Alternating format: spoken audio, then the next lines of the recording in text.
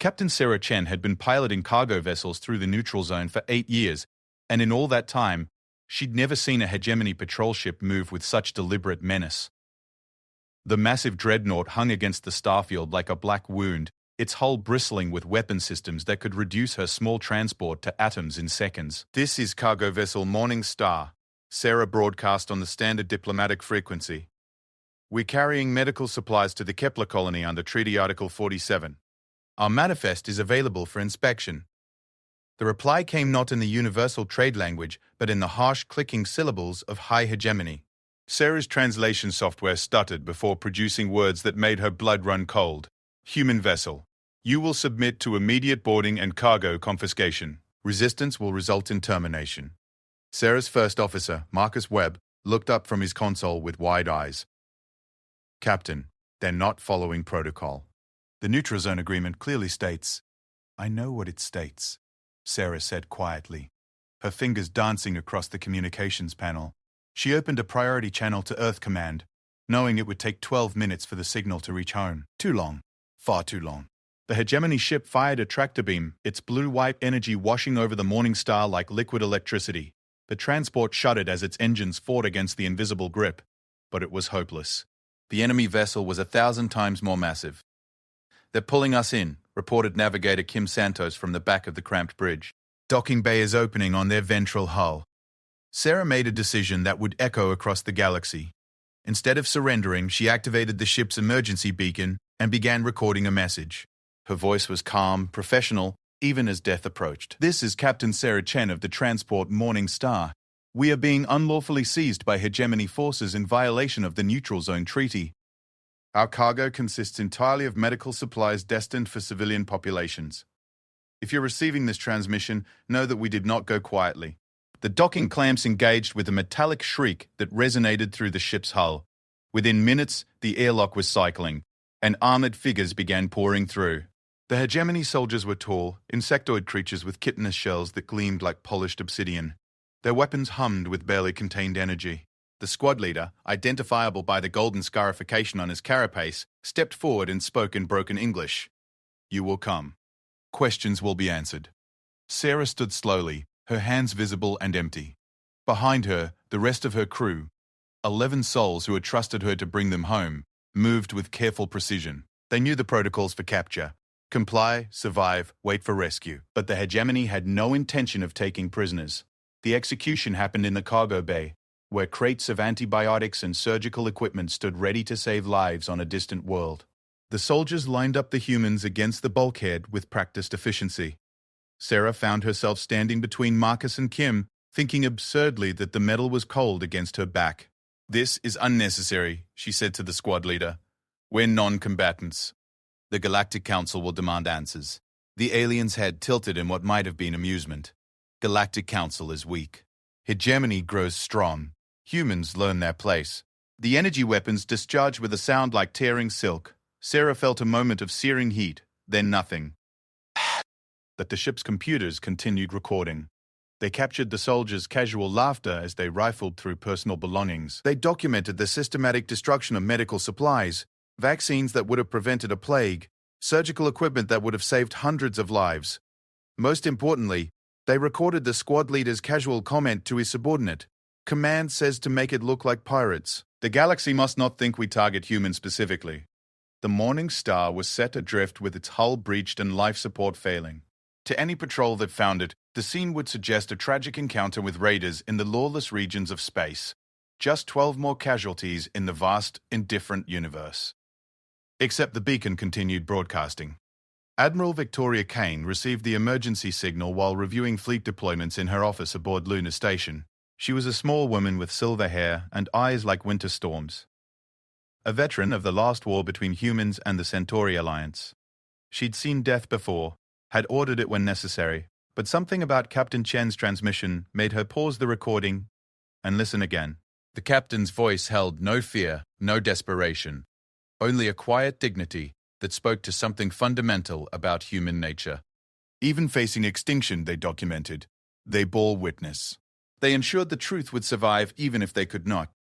Kane played the full transmission 3 times before calling an emergency session of the Terran High Command. Within hours, representatives from Earth's major colonies were linked via quantum communication, their holographic forms filling the secure conference room. "Ladies and gentlemen," Kane began, "we have a situation." The details emerged piece by piece. The Morning Star had been carrying medical supplies to Kepler colony, where a bacterial infection was threatening to become epidemic without treatment. The ship's manifest was legitimate, its crew experienced and peaceful. There had been no provocation, no violation of hegemony space. "It's a clear act of piracy," declared General Hassan Torres from Mars Command. "We should file a formal complaint with the Galactic Council and demand reparations." "The Council will debate for months," replied Admiral Chen Lu from the Jupiter Defense Force. "Meanwhile, the precedent stands. Human ships can be attacked with impunity." Kane waited for the voices to die down before speaking. Her words were measured, careful, but underneath lay something that made the assembled officers lean forward in their chairs. "The hegemony made a mistake," she said. "They assumed we would react like any other species in the galaxy. File protests, seek diplomatic solutions, accept that sometimes people die in the vastness of space." She stood and walked to the view screen, where Earth turned in its ancient dance around the sun. Blue and white and impossibly precious, the cradle of humanity hung against the cosmic dark like a jewel. "They don't understand what they've awakened," Kane continued.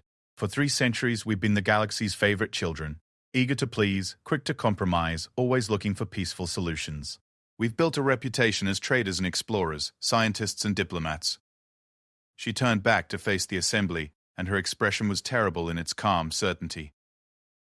"But they forget that we survived 10,000 years of warfare before we reached the stars. They forget that we turned a world of competing tribes into a unified species through blood and iron and the absolute refusal to surrender. They think our restraint is weakness." The silence that followed was heavy with understanding. These were military officers, but they were also human. They carried in their genes the memories of every battle their ancestors had fought, every impossible victory snatched from the jaws of defeat. "What are you suggesting, Admiral?" asked General Torres, though his tone suggested he already knew. Kane smiled, and it was not a pleasant expression. "I'm suggesting we remind the galaxy what humans are capable of when diplomacy fails. 12 of our people died today for the crime of carrying medicine to sick children. The hegemony wants to test our resolve." She gestured to the holographic display, where star charts showed human colonies scattered across hundreds of light years. Each point of light represented millions of lives, entire worlds that humanity had claimed and cultivated and made their own. "Let's give them a test they'll never forget." The meeting lasted 17 hours. When it ended, orders went out across human space with unprecedented speed and coordination. Naval reserves were activated. Colony defense forces were mobilized. Industrial facilities began retooling for war production. But most importantly, a message went out to every human settlement, from the gleaming cities of Alpha Centauri to the mining colonies at the galaxy's edge. It was simple, direct, and carried the weight of 3 centuries of human expansion. Remember the Morning Star. Remember Captain Chen and her crew. Remember that we are not victims, and we will not be terrorized. We are humanity, and we endure. The galaxy would soon learn that endurance pushed to its limits becomes something else entirely. The hegemony thought they had eliminated 12 troublesome humans.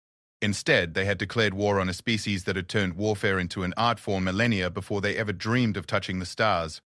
The news of the Morning Star reached the outer colonies through quantum communication bursts that carried more than just data. They carried rage. On Kepler colony, where Captain Chen's medical supplies would have saved hundreds of lives, the colonists watched children die while staring at empty storage facilities. The bacterial infection spread unchecked, claiming victims who could have been saved with the antibiotics that now floated in space among the wreckage of human decency. Dr. Elena Vasquez had been expecting the Morning Star for 3 weeks. She stood in the pediatric ward of New Geneva Hospital, watching a 7-year-old girl struggle to breathe while her parents held vigil beside the bed. The child's name was Amy, and she loved to draw pictures of the stars she could see from her bedroom window. "Doctor?" Amy's mother, Lisa, looked up with eyes red from sleepless nights. "The medicine ship? Is it coming soon?" Eleanor had to turn away before answering. The truth was too cruel to speak aloud. The medicine that could save Amy and dozens of other children was floating in vacuum, destroyed by creatures who saw human life as nothing more than an inconvenience to be swept aside. "We're doing everything we can," Elena said, the words tasting like ash in her mouth. But across the colony, something was stirring. The settlers of Kepler were hardy people, descendants of those who had chosen to leave Earth behind and carve new lives from hostile worlds. They knew how to survive, how to endure, how to turn hardship into strength. In the colony's central square, a monument began to grow. It started with a simple metal plate bearing the names of the Morning Star's crew. But as word spread, people began adding their own tributes, flowers from the hydroponic gardens. Personal mementos, messages written in a dozen different languages but carrying the same fundamental truth. We remember. We will not forget. The monument became a pilgrimage site within days. Workers would stop by during shift changes. Families would bring their children to explain what sacrifice meant. And slowly, quietly, the colony began to transform itself from a peaceful settlement into something harder, more focused, more dangerous. Similar scenes played out across human space. On the mining world of Blackrock, where tough men and women pulled precious metals from unforgiving asteroids, the workers declared a general strike until every human warship was equipped with the best armor their foundries could produce. Production quotas were abandoned as the entire industrial base pivoted toward a single goal, making the galaxy understand that human lives had value. The financial markets on Earth went into chaos as defense contractors saw their stock prices soar. But this wasn't about profit. For the first time in centuries, humanity was moving with singular purpose, driven by something deeper than economics or politics or even survival. They were driven by fury. Admiral Kane stood in the Strategic Operations Center, deep beneath Luna's surface, surrounded by holographic displays that showed the awakening of human civilization. Fleet movements painted streams of light across star charts. Production reports scrolled past in endless cascades of numbers. Communication intercepts revealed the galaxy's growing unease as humanity's transformation became impossible to ignore. "Ma'am," reported Commander Jackson Hayes, her chief intelligence officer, "we're picking up increased chatter from hegemony space. They're mobilizing their frontier fleets." Kane nodded without taking her eyes from the central display. "They're beginning to realize they made a mistake." "Should we be concerned about a preemptive strike?" Kane's smile was cold as space itself. "Commander, they just murdered 12 civilians and destroyed medical supplies destined for sick children. If they want to escalate this into open warfare, they'll discover that humanity has been preparing for that possibility since before we left Earth." The truth of that statement was written in the classified files that filled entire databases. For 3 centuries, while humanity had presented itself to the galaxy as peaceful explorers and traders, their military planners had been studying every alien species, analyzing their weaknesses, developing strategies for conflicts that might never come. Until now. The hegemony's insectoid physiology was well documented. Their exoskeletons provided natural armor but made them vulnerable to certain frequency weapons. Their hierarchical society meant that disrupting command structures would cause cascade failures throughout their military. Most importantly, their expansion had always relied on intimidation rather than actual fighting capability. They were bullies, accustomed to enemies who would surrender rather than face annihilation. They had never encountered a species that considered annihilation an acceptable alternative to submission. "Initiate Operation Sleeping Giant," Kane ordered. "Full authorization. No restrictions." The word sent a chill through the command center. Sleeping Giant was humanity's most classified military protocol, developed in the aftermath of the Centauri War, when it became clear that peace in space required the capacity for overwhelming violence.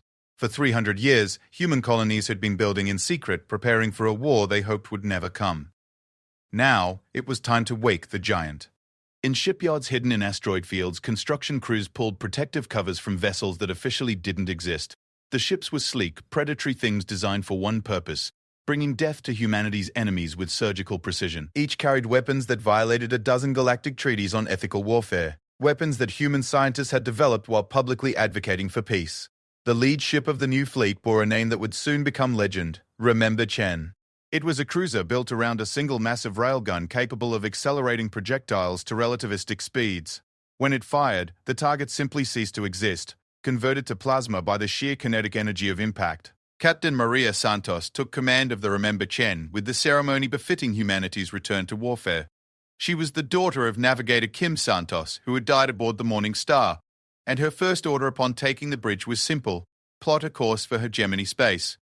But the fleet was only part of humanity's response. In research facilities across human space, scientists were dusting off projects that had been shelved for being too dangerous, too unethical, too horrifying to contemplate. Biological weapons tailored to hegemony physiology, cyber warfare programs designed to turn their own technology against them, psychological warfare techniques that would make their enemies question the nature of reality itself. The galaxy had seen human ingenuity applied to exploration, to healing, to building better lives. Now they would see what happened when that same creativity was focused on destruction.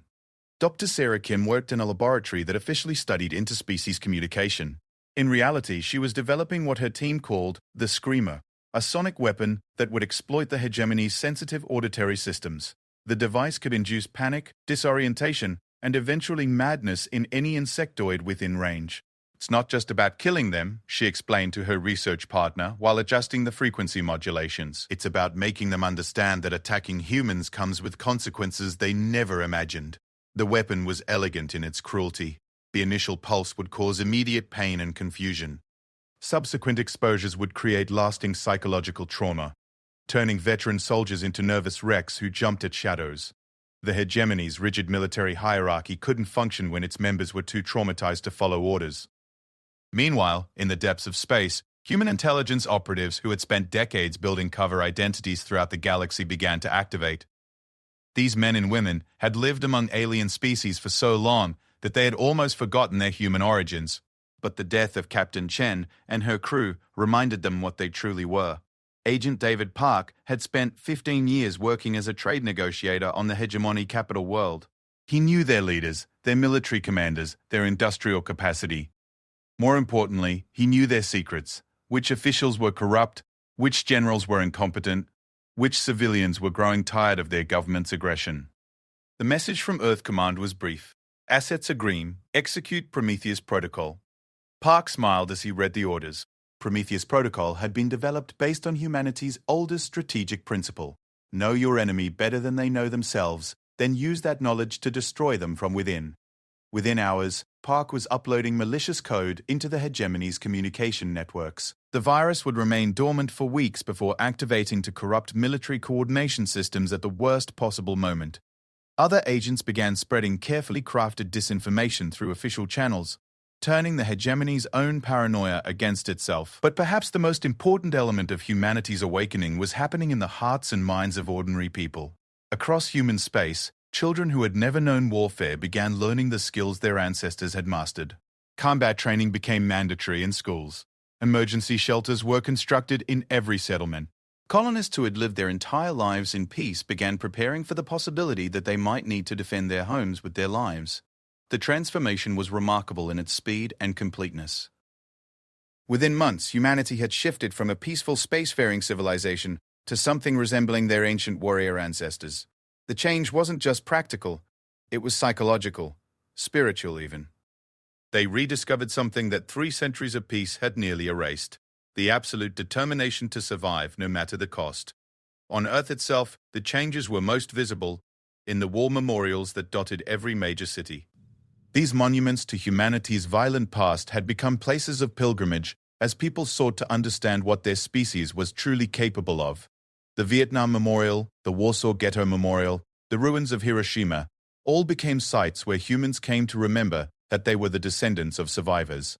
They learned again the lessons their ancestors had written in blood, that peace was precious precisely because it was fragile, that civilization was built on the bones of those willing to die for it, and that sometimes the only response to evil was overwhelming, implacable violence.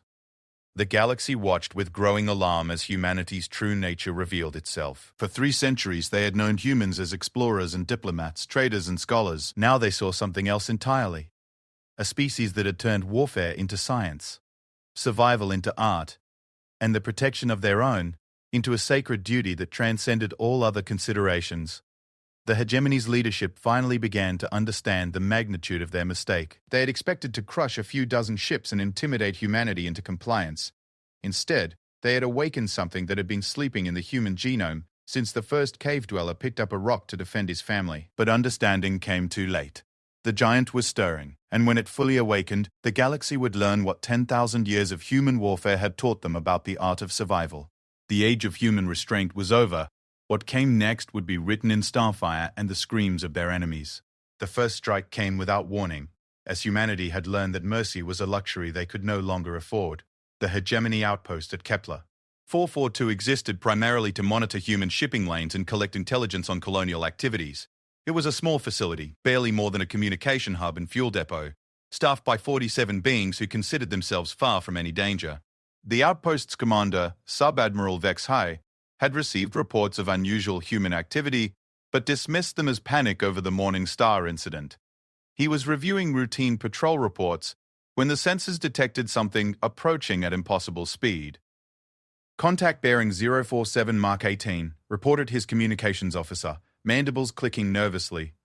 Signature unknown. Not matching any known human vessel classifications. Vex Hay studied the display with growing unease. The approaching object was small, moving at nearly 20% the speed of light and showing none of the heat signatures typical of conventional drives. It was as if something was being hurled through space by pure kinetic force. Attempt communication, he ordered. Standard diplomatic protocols. The response came not in words, but in action. The projectile struck the outpost's main habitat with the force of a small star. The entire facility simply vanished, converted to superheated plasma in the span of a microsecond. The explosion was visible from the neighboring system, a brief new star that burned bright and cold against the eternal dark.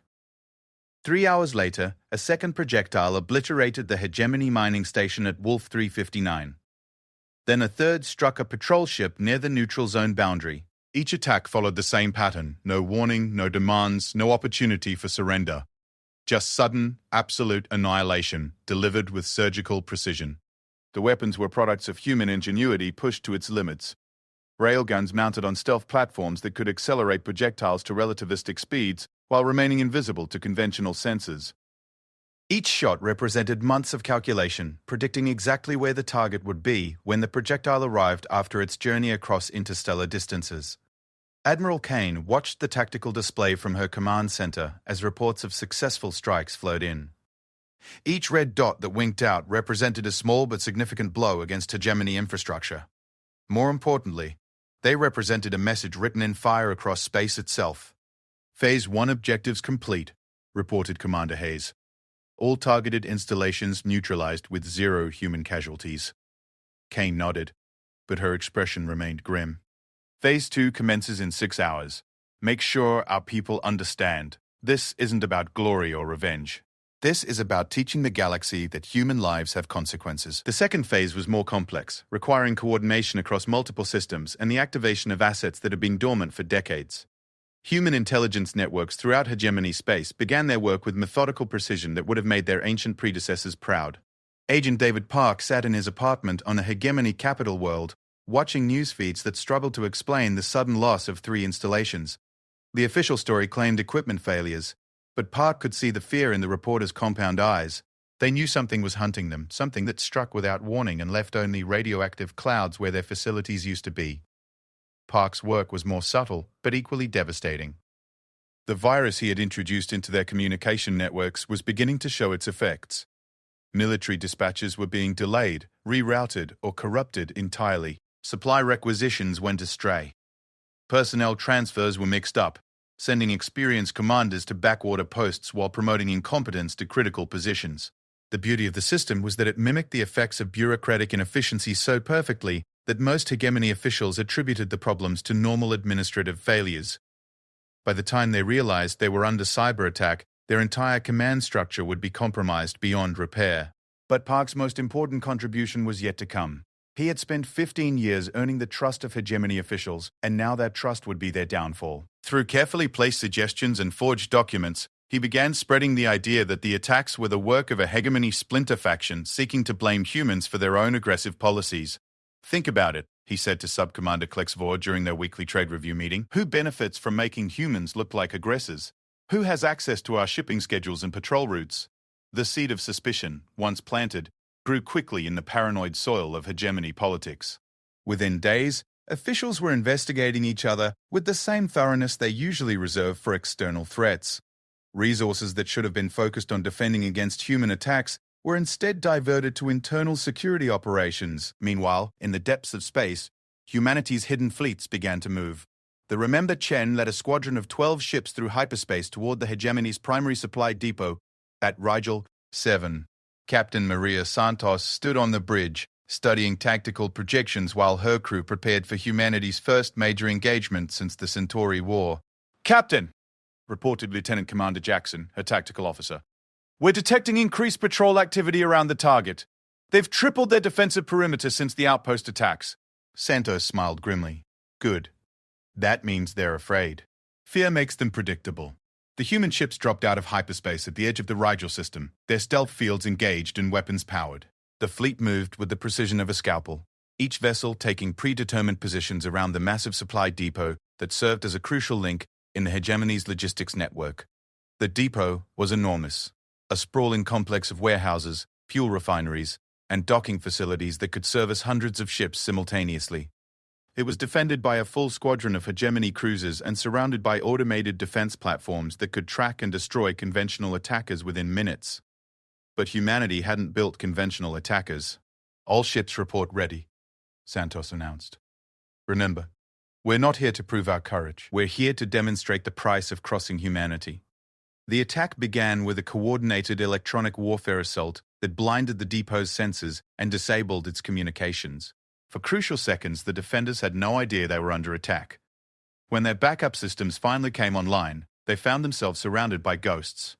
The human ships appeared on sensors as flickering shadows, their adaptive camouflage making them nearly impossible to target. They moved through the defensive perimeter like predators stalking prey, picking off guard ships with weapons that violated every principle of civilized warfare. The Remember Chen fired its main railgun at point-blank range, the relativistic projectile punching through a hegemony cruiser's shields and armor like they were made of paper. The enemy ship broke apart in slow motion, its hull plates peeling away as atmosphere and crew were sucked into vacuum. Other human vessels unleashed horrors that the hegemony had never imagined. Sonic weapons that turned the enemy's own hull plating into torture devices, broadcasting frequencies that induced madness and panic. Cyber warfare systems that seized control of hegemony weapons and turned them against their own allies. Biological agents that targeted the specific pheromones insectoid species used for communication, leaving crews unable to coordinate even basic functions. But perhaps most terrifying was the cold professionalism with which the humans conducted their attack. There was no rage, no hatred, no passionate cries for revenge, just the methodical application of overwhelming force by beings who had turned warfare into a science. "Target the fuel refineries next," Santos ordered calmly. "Maximum yield warheads. I want nothing left but scrap metal and radiation." The depot died in stages. First, the defensive ships picked off with surgical precision. Then, the automated platforms overwhelmed by cyber attacks and friendly fire. Finally, the installations themselves, obliterated by weapons that had been designed with one purpose: making the galaxy understand that humanity could not be intimidated. When the battle ended, nothing remained of the massive complex but expanding clouds of debris and the terrified survivors who had managed to escape in the few shuttles that hadn't been disabled. Santos allowed them to flee, knowing that their testimony would be worth more than their deaths. "Mission accomplished," she reported to Admiral Kane. "Primary objective destroyed. No human casualties. Enemy losses, total. But the destruction of the Rigel depot was only the beginning. Across hegemony space, similar attacks were unfolding as humanity demonstrated the full spectrum of their capabilities. Mining installations found their ore processors turned into improvised bombs. Communication relays discovered that their own systems had been compromised for months. Military academies learned that their training programs had been subtly altered to teach tactics that would prove catastrophically flawed in actual combat. The hegemony's leadership gathered in emergency session as reports of disasters flooded in. Their vast empire, built through 3 centuries of careful expansion and intimidation, was coming apart at the seams. But what terrified them most wasn't the scale of the attacks. It was their precision. Every target had been chosen for maximum strategic impact. Every weapon had been tailored to exploit specific vulnerabilities. Every assault had been timed to create cascading failures throughout their infrastructure. This wasn't the random violence of pirates or the passionate fury of an offended species. This was warfare as conducted by a civilization that had perfected the art of destruction over 10,000 years of practice. "How many installations have we lost?" demanded Supreme Commander Vortak, his scarification glowing with stress patterns that betrayed his fear. 47 confirmed destroyed, reported his intelligence chief. Communications with another 23 frontier posts have been severed. And the cyber attacks are spreading. We've lost control of 3 major communication networks and at least 2 military databases. The numbers were staggering, But even more disturbing was the pattern they revealed. The humans weren't attacking randomly. They were systematically dismantling the hegemony's ability to project power beyond their core worlds. Supply lines were being severed. Intelligence networks were being compromised. Command structures were being corrupted from within. What about our own intelligence assets in human space? Vortak asked. What are they reporting? The silence that followed was answer enough. The hegemony's spies had spent decades infiltrating human colonies and institutions, building networks that should have provided early warning of any military preparations. But those networks had gone silent one by one over the past months, their agents disappearing or sending final messages that spoke of being discovered by humans who had known about them all along. The terrible truth was beginning to dawn on the hegemony's leadership. For 3 centuries, while they had seen humans as naive explorers and eager traders, humanity had been watching them with the patient attention of apex predators. Every diplomatic exchange had been an intelligence operation. Every trade agreement had been an opportunity to plant monitoring devices.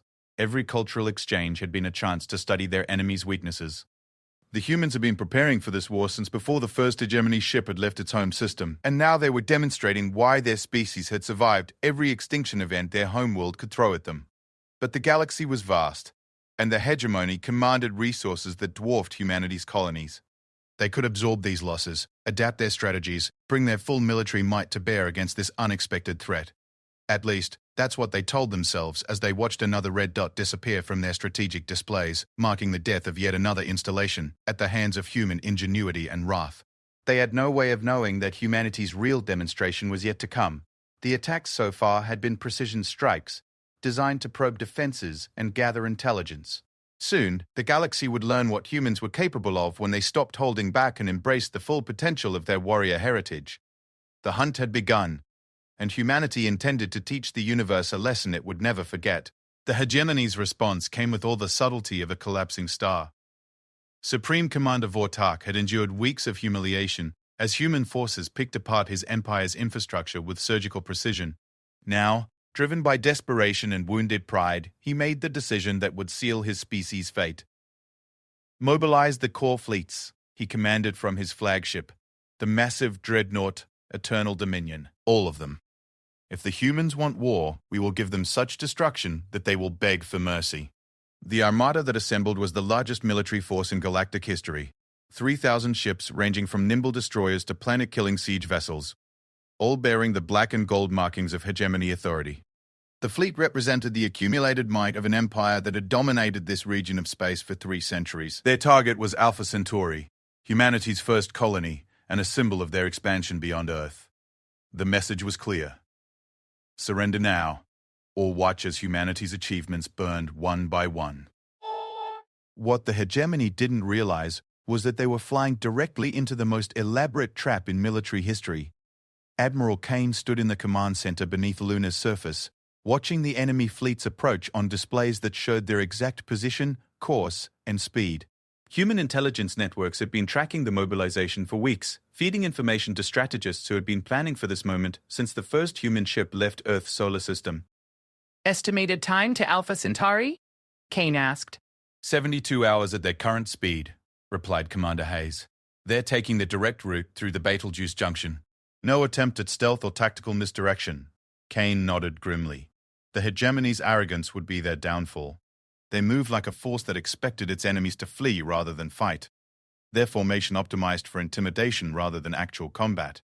It was about to cost them everything. Signal all units. Operation Thermopylae is now active. The name was deliberate, chosen to honor the ancient Spartans who had held a narrow pass against impossible odds. But this time, humanity wouldn't be making a heroic last stand. They would be demonstrating what 3 centuries of technological advancement could do when guided by 10,000 years of tactical experience.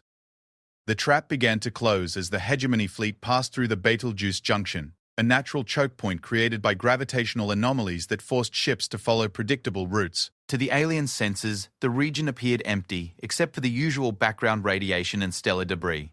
They were wrong. Hidden throughout the junction were thousands of devices that had taken decades to position. Sensor networks that could track individual ships through hyperspace, weapon platforms disguised as asteroids, and most importantly, the products of humanity's most classified research programs. The first indication that something was wrong came when the hegemony's lead elements began reporting navigation anomalies. Their instruments showed clear space ahead, but subtle gravitational fluctuations suggested mass concentrations that shouldn't exist. Scanners are detecting some kind of interference, reported Navigation Officer Klexhan from the bridge of Eternal Dominion. Electromagnetic distortions throughout the junction. Vortak dismissed the report with an irritated gesture.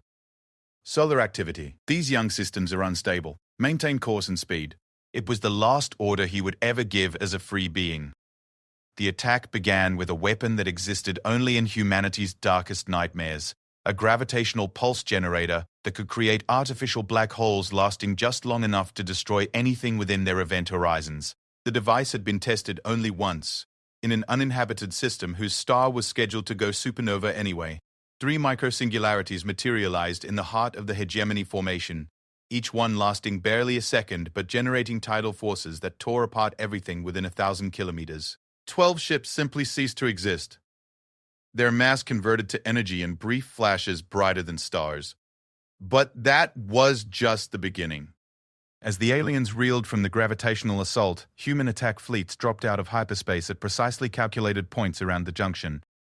These weren't the small forces that had conducted the earlier raids. This was humanity's full military might, accumulated over 3 centuries and hidden with such care that not even the galaxy's most sophisticated intelligence services had detected them.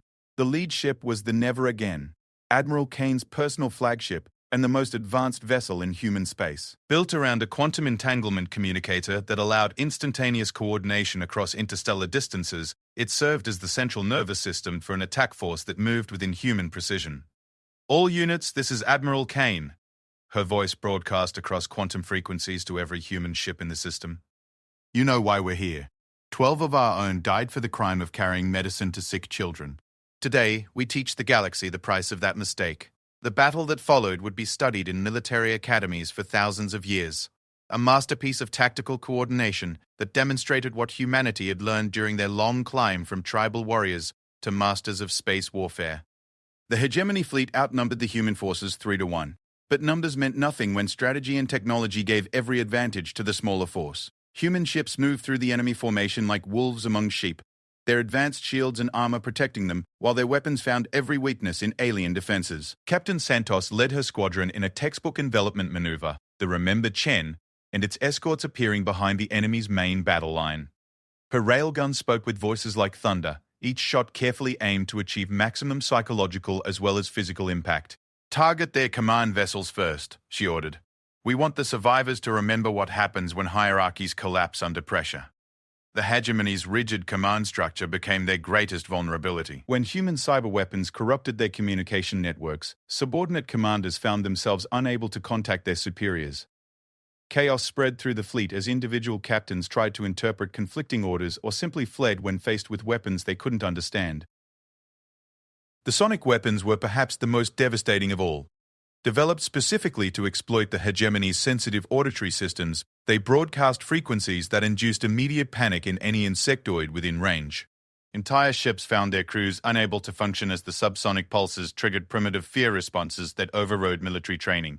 This is Captain Vexmore of the cruiser Sharp Talon. One transmission begged. Our crew is incapacitated. We surrender. Please make it stop. The human response was clinical in its precision. Surrender accepted. Power down all weapons and prepare for boarding.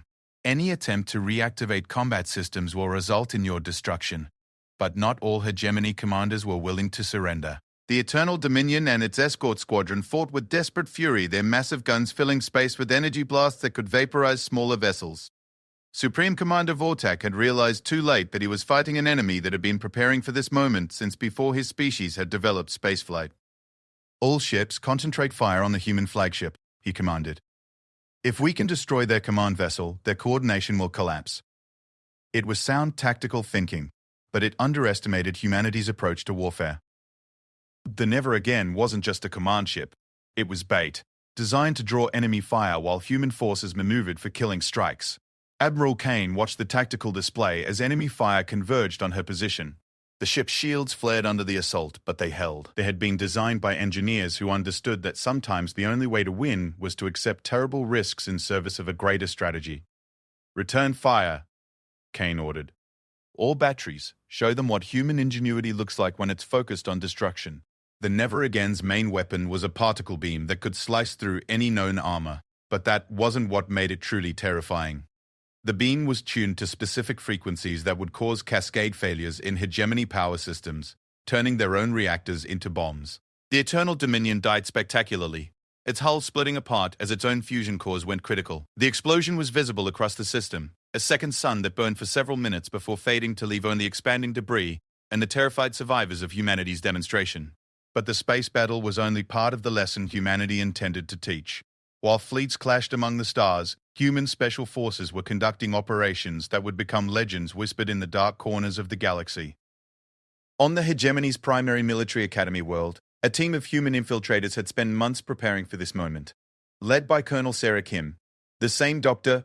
Kim who had developed the sonic weapons, they moved through the facility with the precision of a surgical strike. Their target wasn't the cadets or instructors, but something far more valuable. The archives that contained 3 centuries of hegemony military doctrine, tactical manuals, and strategic planning. By stealing or corrupting these records, humanity could ensure that their enemies would never again achieve the kind of coordination that had made their empire possible. Phase 1 complete, Kim reported through her quantum communicator. Archive secured. Beginning Phase 2. Phase 2 involved something that would haunt the hegemony for generations. The systematic replacement of their educational materials with subtly altered versions. Future officers would learn tactics that contained fatal flaws. Strategic doctrines would be modified to favor approaches that human analysts had identified as vulnerable to exploitation. It was a form of warfare that attacked the enemy's ability to think effectively, turning their own educational institutions into weapons against them. Within a generation, the hegemony military would be led by officers who had been trained to make exactly the mistakes that humanity was prepared to exploit. Similar operations were unfolding across hegemony space as human forces demonstrated the full scope of their capabilities. Industrial facilities found their production lines reprogrammed to create components that would fail at critical moments. Communication networks discovered that their quantum encryption had been compromised years ago. Even civilian infrastructure was targeted, not for destruction, but for subtle sabotage that would create cascading failures throughout their society. The hegemony was learning what humanity had always known, that true warfare wasn't just about destroying enemy forces, but about breaking their will and ability to resist. Every system they relied on was being turned against them. Every institution they trusted was being corrupted from within. But perhaps the most devastating weapon in humanity's arsenal wasn't technological at all. It was the simple truth that they had broadcast across the galaxy through every diplomatic channel, every news network, every form of communication their infiltrators could access. The hegemony leadership ordered the execution of 12 humans whose only crime was carrying medical supplies to sick children, the message read. They destroyed vaccines that would have saved hundreds of lives. They murdered civilians in violation of every treaty and law that governs civilized space. Today, humanity demonstrates the consequences of such actions. The word spread through the galaxy like wildfire, carried by species that had their own grievances against hegemony aggression. Suddenly, humanity wasn't the aggressor. They were the defenders of civilized values against a regime that murdered aid workers and destroyed medical supplies. Other species began to reconsider their relationships with both powers. Trade agreements with the hegemony were quietly allowed to lapse. Diplomatic protests were filed citing concerns about targeting civilians. Most importantly, intelligence began flowing to human agents, as alien governments decided that perhaps it was time for a change in the galactic balance of power. The Battle of Betelgeuse Junction lasted 18 hours. When it ended, the largest military force in galactic history had been reduced to scattered survivors and expanding debris clouds.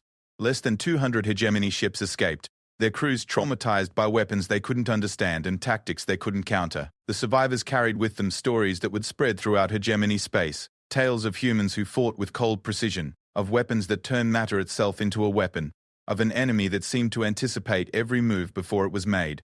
But most importantly, they carried the knowledge that humanity had been holding back for 3 centuries, presenting themselves as peaceful explorers, while quietly preparing for the possibility of total war.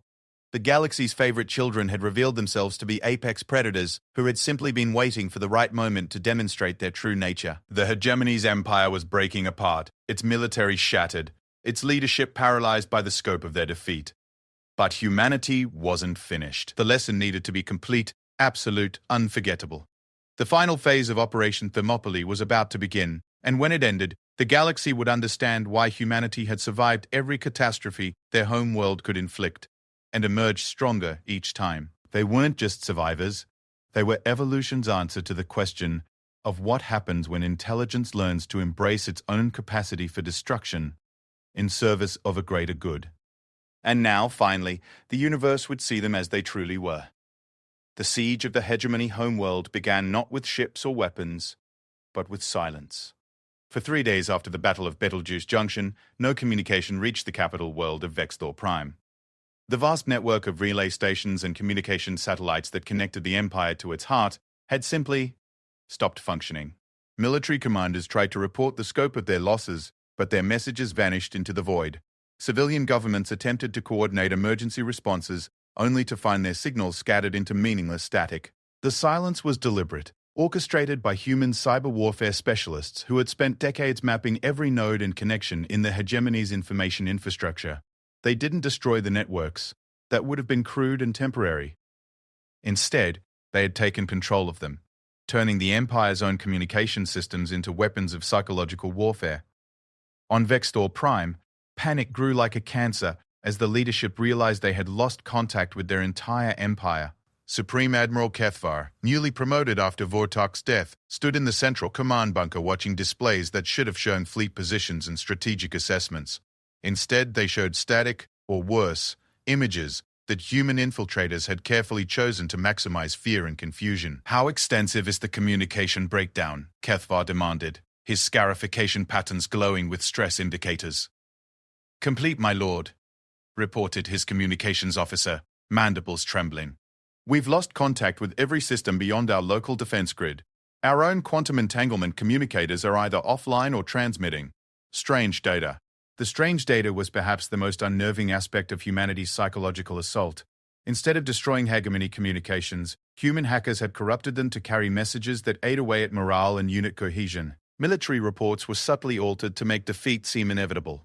Supply manifests were modified to suggest critical shortages that didn't actually exist.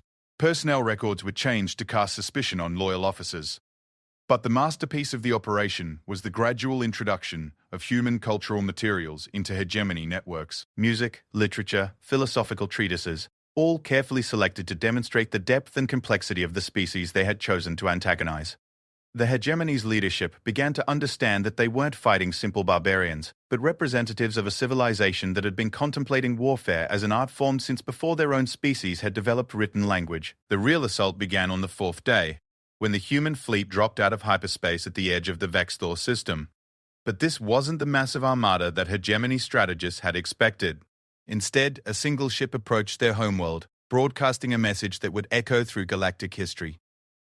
Admiral Kane's face appeared on every functioning screen throughout the system, her expression calm and professional as she delivered humanity's ultimatum. Behind her, the bridge of the Never Again bustled with quiet efficiency that spoke of absolute confidence in their mission's success. "People of the hegemony," she began, her words automatically translated into every language used within their empire. "I am Admiral Victoria Kane of the Terran Defense Force. 3 months ago, your military executed 12 humans whose only crime was carrying medical supplies to sick children. Today we have come to collect the debt that action incurred." The transmission continued for nearly an hour, detailing every aspect of humanity's response with clinical precision.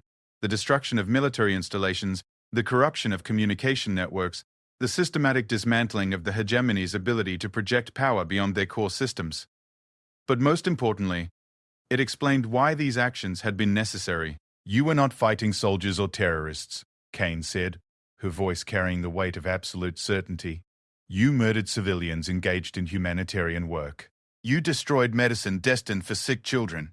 You violated every principle that separates civilization from barbarism." The ultimatum was simple: unconditional surrender of all military forces, reparations for the destroyed medical supplies, and the trial of those responsible for ordering the execution of the Morning Star's crew. In return, humanity would allow the hegemony to continue existing as a species, though their empire was effectively ended. The response from Vexthor Prime came within hours, delivered by Supreme Admiral Kethvar himself in a transmission that radiated desperate defiance. "Humans," he broadcast, "your threats do not frighten us. We are the hegemony. We have ruled this region of space for 3 centuries. One ship cannot conquer a world defended by millions. Kane's reply was brief and devastating in its simplicity. Watch. The demonstration that followed became known throughout the galaxy as the Day of Revelation, when humanity finally revealed the full extent of their technological capabilities. The single ship that had approached Vexthor Prime wasn't a warship in any conventional sense. It was a mobile laboratory, designed to test and deploy experimental weapons that existed at the very edge of theoretical possibility. The first weapon was elegant in its simplicity, a device that could manipulate the quantum vacuum itself, creating areas of space where the fundamental forces of physics operated differently. When activated, it rendered a sphere of space 10 kilometers in diameter completely uninhabitable, not by destroying matter, but by making it impossible for complex chemical reactions to occur. The weapon struck one of Vexthor Prime's outer moons, and within minutes the entire satellite had become a dead zone where even the simplest mechanical devices failed to function.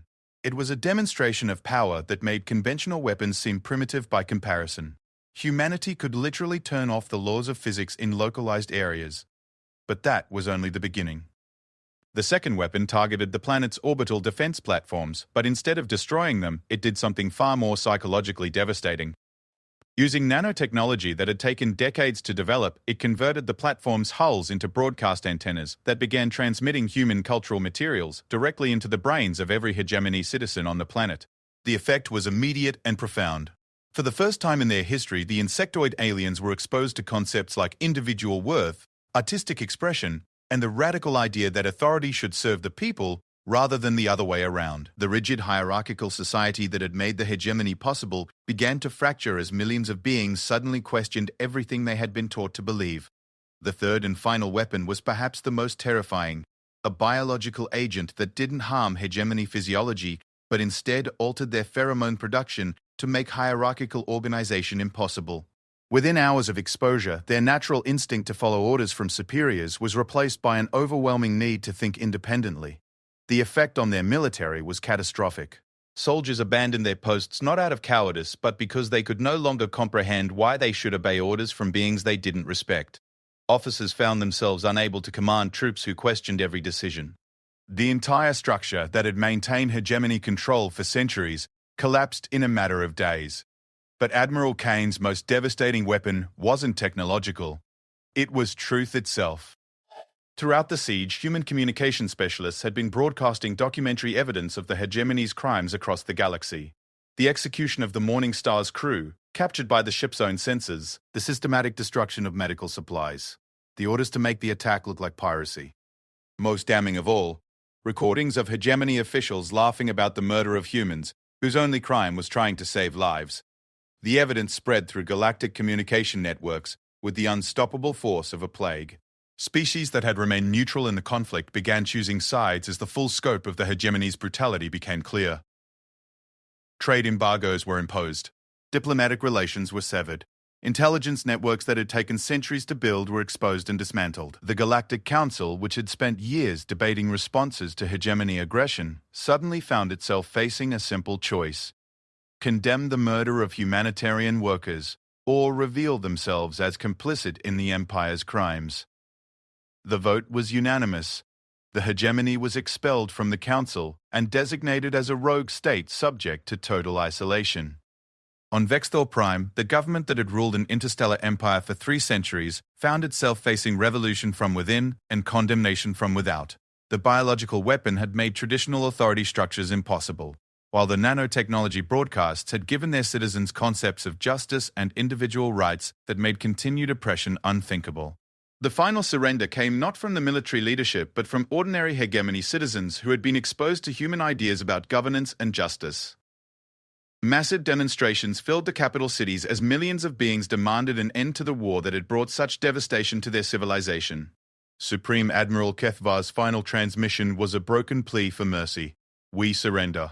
Unconditionally. Please, make it stop. Kane's response was characteristically professional. Surrender accepted. Prepare for occupation forces and war crimes tribunals. Any attempt to resume hostilities will result in the complete sterilization of your home system. But the occupation that followed was unlike anything the galaxy had seen before. Instead of conquering armies, humanity sent teachers, doctors, engineers, and philosophers. Their goal wasn't to rule the hegemony, but to transform it into something that could coexist peacefully with the rest of galactic civilization. The process took years, and required resources that strained even humanity's advanced industrial base. Entire worlds had to be rebuilt around new concepts of governance and individual rights. Educational systems were redesigned to emphasize critical thinking rather than blind obedience. Economic structures were modified to reward innovation and cooperation, rather than exploitation and competition. Most importantly, the new hegemony government was required to establish a permanent memorial to the crew of the Morning Star.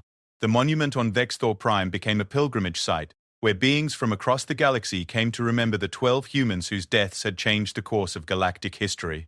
Dr. Elena Vasquez, who had watched children die on Kepler Colony while waiting for medical supplies that would never arrive, was among the first humans to visit the memorial. She stood before the names carved in stone: Captain Sarah Chen, First Officer Marcus Webb, Navigator Kim Santos, and 9 others, and placed a simple bouquet of flowers from the hydroponic gardens where Amy had loved to play. Amy had survived, thanks to alternative treatments developed in the desperate weeks after the Morning Star's destruction. She was now a healthy teenager who dreamed of becoming a doctor like Elena, inspired by the story of humans who had risked everything to bring healing to distant worlds. The galaxy that emerged from the ashes of the Hegemony War was fundamentally different from what had come before. Humanity's demonstration of their capabilities had shifted the balance of power permanently, but more importantly, it had established new principles for interstellar relations. The murder of civilians, the destruction of humanitarian supplies, the violation of medical neutrality, these were no longer tolerated as acceptable costs of political maneuvering. The new order wasn't built on human dominance but on human values.